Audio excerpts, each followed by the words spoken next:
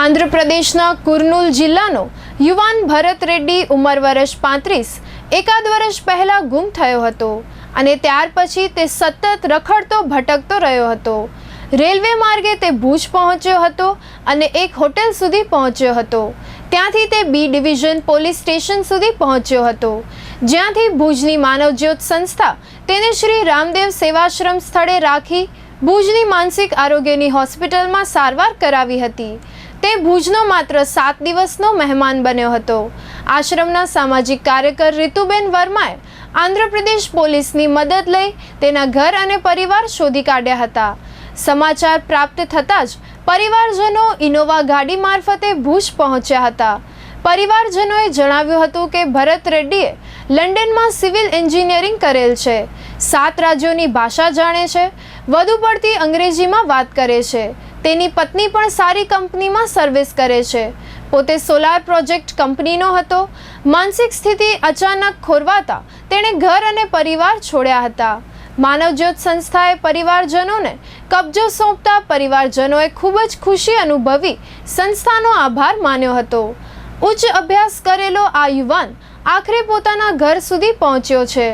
માનવજ્યોતના આ કાર્યમાં પ્રબોધ મુનવર, પૃથ્વીરાજસિંહ જાડેજા, સદેવસિંહ જાડેજા, આનંદરાય સોની, ઇરફાન લાખા તથા ગુજરાત વિદ્યાપીઠ અમદાવાદના ભુજમાં માનવજ્યોતના સામાજિક કાર્યકરની ટ્રેનિંગ મેળવી રહેલા છાત્રો ચેતન ફુફડિયા, રવિ નાણી, નીરુભાઈ મેર સહભાગી બન્યા હતા।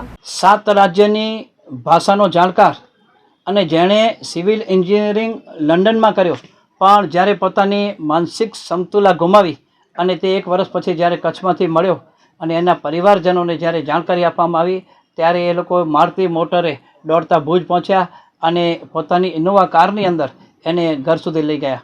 આ યુવાન જેનું નામ હતું ભરત રેડ્ડી અને તે લગભગ 35 વર્ષનો હતો। 1 વર્ષ પહેલાં એણે માનસિક સમતુલા ગુમાવી હતી। એણે સિવિલ એન્જિનિયરિંગ છે એ લંડનમાં કર્યું હતું અને જુદા જુદા રાજ્યોના 7 જેટલા રાજ્યોની એ ભાષાનો જાણકાર હતો। અચાનક જ્યારે તે મને ભુજમાંથી મળ્યો ત્યારે અમે લોકોએ આંધ્રપ્રદેશ પોલીસનો સંપર્ક કર્યો। અમારા આશ્રમના સામાજિક કાર્યકર રીતુબેન વર્માએ આ કેસની અંદર ખૂબ જ રસ દાખવી અને ત્યાંની પોલીસની મદદ લઈ એના ઘર અને પરિવાર શોધ્યા અને એના પરિવારને જ્યારે સમાચાર મળ્યા ત્યારે એના પરિવારે કીધું કે આ તો બહુ અમારો યુવાન અને એટલો હોશિયાર હતો, પણ કેમ થયું ખબર ન પડી, એનું અચાનક કેમ મગજમાં પલટો આવ્યો અને એણે અમારો પરિવાર અને ઘર છોડ્યું। અને 1 વર્ષથી અમે લોકો સતત જ્યાં સમાચાર મળે ત્યાં મોટરકારથી પહોંચી જઈએ છીએ, પણ એનો કે આતો પતો નથી મળ્યો। આજે ભુજથી જ્યારે ફોન આવ્યો છે ત્યારે અમે ભુજ આવી રહ્યા છીએ। હવે ક્યાં પણ જાય નહીં, એની તમે સાર સંભાળ લેજો।